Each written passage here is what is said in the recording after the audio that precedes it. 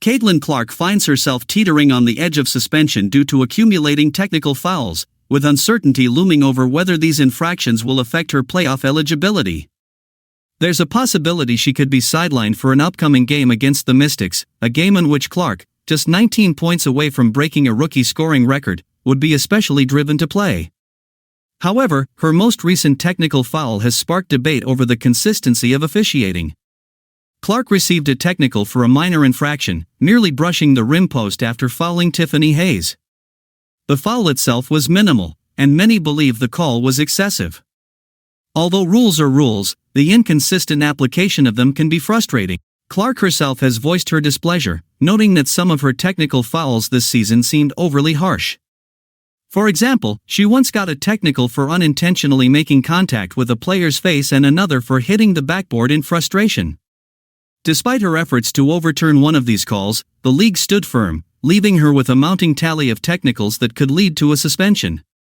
Clark admitted she could manage her emotions better but criticized the perceived leniency towards other players, such as Aces star Aya Wilson, who seems to avoid similar scrutiny. This double standard is a recurring frustration among fans and players, especially when the same infractions receive different penalties based on who commits them. Clark also referenced an incident involving Aces coach Becky Hammond, who reportedly chased after referees to reverse a call, a request that was granted, raising further questions about officiating fairness. Clark's frustration is clear. While she faces penalties for minor infractions, others appear to get away with more significant offenses. Despite these hurdles, Clark remains focused on the bigger picture. She recognizes the need for rules but disagrees with their inconsistent enforcement. Her potential suspension would be a blow to her team, the Indiana Fever, who are fighting for a playoff spot. With little margin for error, losing Clark, especially against a formidable opponent like the Mystics, could jeopardize their postseason hopes.